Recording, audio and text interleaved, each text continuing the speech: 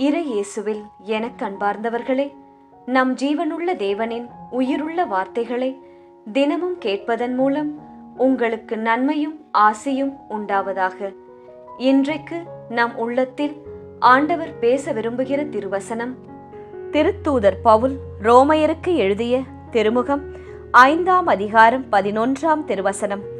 மகிழ்ச்சியை நமக்கு தருபவர் கடவுளே. இறை இயேசுவில் எனதருமை நண்பர்களே, உங்கள் அனைவருக்கும் நம் இயேசுவின் அன்பை உரித்தாக்குகின்றேன். இன்று ஜூன் மாதம் 14ஆம் தேதி ஞாயிற்றுக்கிழமை, ஆண்டின் பொதுக்காலம் 11ஆம் ஞாயிற்றுக்கிழமை. நண்பர்களே, அனைவரும் குடும்பமாய் திருப்பலிக்கு சென்று வர ஞாபகப்படுத்துகிறேன். ஒவ்வொரு ஞாயிற்றுக்கிழமையும் நாம் குடும்பமாய் திருப்பலி கண்டு போன வாரத்தில் ஆண்டவர் நமக்கு செய்த நன்மைகளுக்கு நன்றி கூறியும் நம்மை பாதுகாத்ததற்காக நன்றி கூறியும் இனி வருகிற வாரத்தை அவரது கரங்களில் ஒப்படைத்து ஜெபித்தும் வர வேண்டும். அது மிக மிக அவசியம் நண்பர்களே. அவருடைய பாதுகாப்பும் கிருபையும் நமக்கு ஒவ்வொரு நாளும் அவசியம், நம் பிள்ளைகளுக்கும் அவசியம். அதை தவறாமல் ஒவ்வொரு வாரமும் செய்ய வேண்டும்.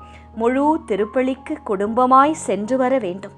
சரி நண்பர்களே, இன்று இயேசு நம்மோடு என்ன பேச விரும்புகிறார்? உங்கள் வாழ்க்கையில் நீங்கள் குடும்பத்தை நடத்தும் போது பல பில்ஸை கட்டியிருப்பீர்கள்.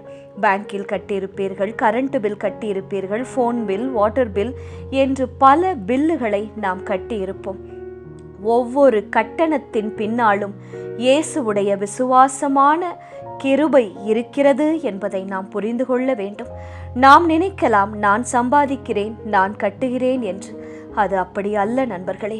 நாம் நல்ல உடல் சுகத்தோடு இருந்து ஒரு வேலை செய்து சம்பாதிப்பது என்பது இயேசுவின் சுத்த கிருபை. அதற்கு நாம் ஒவ்வொரு நாளும் நன்றியுள்ளவர்களாய் இருக்க வேண்டும். நாம் என்னமோ அதை வழக்கமான வாழ்க்கை என்று நினைக்கலாம். ஆனால் உண்மையின் அது இயேசுவின் கிருபை, இயேசுவின் செயல். எத்தனையோ பேர் நம்மை விட திறமை வாய்ந்தவர்களாய் இருந்தாலும் வாய்ப்புகளும் வேலையும் கிடைக்காமல் ஒரு சாதாரண அல்லது அதைவிட கீழான வாழ்க்கையை, நம்மை விட கீழான வாழ்க்கையை வாழ்ந்து கொண்டு இருக்கிறார்கள். அதையெல்லாம் ஒவ்வொரு நாளும் நாம் நினைக்க வேண்டும். என் வாழ்க்கை அது என்னுடையது அல்ல, இயேசு எனக்கு தந்திருக்கும் கிருபை என்பதை நினைத்து நன்றியோடு ஒவ்வொரு நாளும் ஜெபிக்க வேண்டும். நம் வாழ்க்கையில் ஒவ்வொரு தேவையும் பூர்த்தியாகும் தருணம் இயேசு இன்னும் எனக்காக வாழ்கிறார் என்பதற்கான சாட்சி நண்பர்களே. சிறிய விஷயங்களிலும் சரி, பெரிய பொறுப்புகளிலும் சரி, இயேசுவுடைய விசுவாசம், அவர் நம்மீது கொண்டிருக்கும் அன்பு ஒருபோதும் ஓய்ந்து போவதே இல்லை. நாம் பார்க்காத வழிகளில் கூட இயேசு தொடர்ந்து வேலை செய்து கொண்டுதான் இருக்கிறார். என் தேவன் இயேசு கிறிஸ்து, அவரால்தான் என்னுடைய எல்லா தேவைகளும் இன்று வரை பூர்த்தியாகிறது என்பதை நீங்கள் நம்ப வேண்டும். அதற்காக நன்றியுள்ள உள்ளத்தோடு அன்றாடம் ஜெபிக்க வேண்டும். ஜெபமாலைகளை சமர்ப்பிக்க வேண்டும். சரியா? இன்றைய முதல் வாசகம் என்ன சொல்லுகிறது? சீனாய் மலையில் கடவுள் இஸ்ரவேல் மக்களுடன் உடன்படிக்கையை அறிவிக்கிறார். அவர் அவர்களை எகிப்திலிருந்து விடுவித்ததை நினைவுபடுத்தி அவர்களின் விசுவாசத்திற்கு பதிலாக அவர்களை தூய மக்களினம், குருத்துவ அரசு என அழைக்கிறார். கடவுளின் வார்த்தைக்கு கீழ்ப்படிதலே இந்த உயர்ந்த அழைப்பின் அடிப்படை நண்பர்களே. ஒரு பள்ளியில் மாணவர்கள் அனைவரும் இருக்கிறார்கள். ஆனால் ஆசிரியர்கள் சிலரை தேர்ந்தெடுத்து மாணவர் தலைவர், அதாவது கிளாஸ் லீடர், ஹவுஸ் லீடர் என்று வைக்கிறார்கள். ஏன்? அந்த நம்பிக்கையை பெறுவது பெருமையால் அல்ல, பொறுப்புடன் நடப்பதால் தான். எந்த மாணவன் மாணவி படிப்பில் மட்டும் சிறந்திருக்க கூடாது, பொறுப்புள்ளவர்களாக இருக்க வேண்டும். அதை ஆராய்ந்து பார்த்துதான் கிளாஸ் லீடராக, ஹவுஸ் லீடராக, கேப்டனாக மாற்றுவார்கள். அதுபோல கடவுளின் தேர்வும் ஒரு பொறுப்பின் அழைப்பு. கடவுளின் தேர்வு பெருமை அல்ல, அது புனிதமான பொறுப்பின் அடையாளம். உங்களுக்கும் ஆண்டவர் குடும்பத்தில் பொறுப்புகளை தந்திருக்கிறார். அதை சிரமேற்கொண்டு ஒரு தாயாக, மனைவியாக, அண்ணனாக, தங்கையாக, தம்பியாக, மாமனாராக, மாமியாராக நீங்கள் செய்ய வேண்டும். பணியிடத்திலும் உங்களுக்கு என்று இயேசு தந்திருக்கும் பொறுப்பை நீங்கள் சோம்பேறித்தனம் இல்லாமல் சரியாக செய்ய வேண்டும் நண்பர்களே. இதுதான் நம்முடைய முதல் வாசகத்தின் அறிவுறுத்தல். சரி, இன்றைய இரண்டாம் வாசகம் என்ன சொல்கிறது? நாம் கடவுளுக்கு அந்நியர்களாகவும் பாவிகளாகவும் இருந்தபோதும் கிறிஸ்து நமக்காக தம் உயிரை தந்தார். இதன் மூலம் கடவுள் நம்மை தன்னுடன் ஒப்புரவாக்கினார். இப்போது நாம் தண்டனையிலிருந்து விடுபட்டு கடவுளோடு உறவிலும் மகிழ்ச்சியிலும் வாழ்கிறோம் என்பது பவுலின் உறுதியான நம்பிக்கை.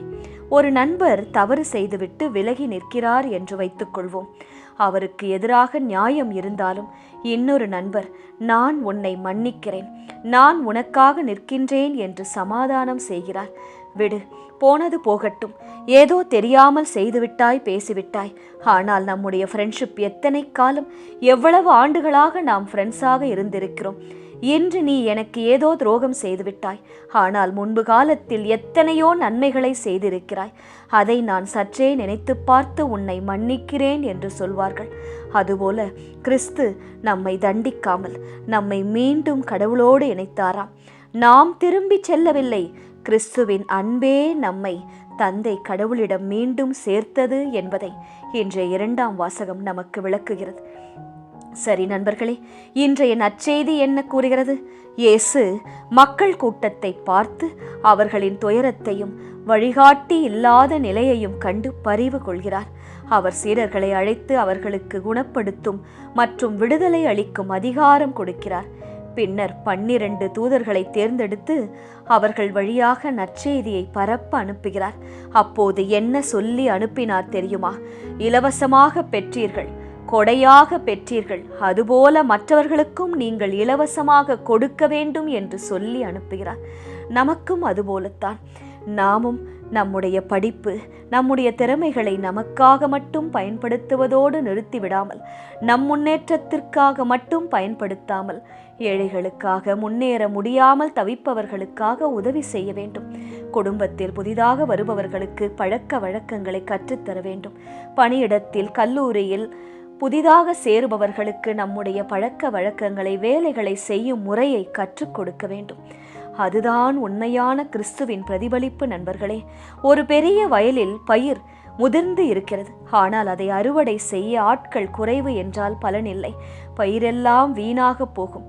அதுபோல நம்முடைய உலகில் எத்தனையோ மனிதர்கள் இயேசுவை அறியாமல் இருக்கிறார்கள். அவர்களுடைய ஆன்மா வீணாக போகக்கூடாது என்றால் நாம் ஆண்டவரின் இயேசுவின் தூதர்களாக இருந்து அவரை பிரதிபலிப்பவர்களாக வாழ வேண்டும். ஒவ்வொருவரும் ஒருவருக்கு இயேசுவை அறிவித்தால், நம் வாழ்க்கையின் மூலம் அறிவித்தால், வாழ்ந்து காட்டினால் அனைவரும் இயேசுவை அறிந்து கொள்வர். அதுதான் இயேசு நம்மிடமிருந்து எதிர்பார்ப்பது. உலகத்தின் தேவைக்கு பதில் வெறும் பரிவு அல்ல, பணிக்கு அனுப்பப்பட்ட வாழ்வே. நாம் அனைவரும் இந்த உலகத்தில் கிறிஸ்துவை அறிந்தவர்களாக வாழ்வது எதற்கு தெரியுமா? மற்றவர்களும் கிறிஸ்துவை அறிந்து கொள்வதற்காக. நம் மூலம் மற்றவர்கள், கிறிஸ்துவை அறியாதவர்கள் இயேசுவை பற்றி அறிந்து கொள்ள வேண்டும். அப்படி நீங்கள் வாழ்ந்தால் உங்கள் வாழ்க்கை ஆசிர்வதிக்கப்படும் நண்பர்களே. இது நிச்சயம் நடக்கும். நீங்கள் செய்து பாருங்கள், அதன் பலன் பெரிதாய் இருக்கும் நண்பர்களே. சரி, இன்றைய திருப்பாடல் வழி ஜெபிக்கலாமா? நாம் அவர் மக்கள், அவர் மேய்க்கும் ஆடுகள். இயேசுவே, நாங்கள் அனைவரும் உமது மேய்ச்சலின் ஆடுகள் அப்பா. எங்களை பாதுகாத்தருளும். கரடியிடம் இன்றும் நரியிடம் இன்றும் எங்களை பாதுகாத்தருளும் ஆண்டவரே. அனைத்துலகோரே ஆண்டவரை ஆர்ப்பரித்து வாழ்த்துங்கள். ஆண்டவரை மகிழ்ச்சியுடன் வழிபடுங்கள். இயேசுவே, எங்களை சுற்றி பிசாசானவன் எத்தனையோ பதுங்கு குழிகளையும் பெரிய பெரிய ஆபத்துக்களையும் வைத்திருக்கிறான். ஆடுகளை சுற்றி எப்படி கரடியும் புலியும் சிங்கமும் பிடித்து திங்கலாமா என்று சுத்துகிறதோ, அதுபோல என்னை சுற்றி இருக்கும் ஆபத்துக்களில் இருந்து எங்களை காத்தருளும். நீரே எங்கள் ஆண்டவர்.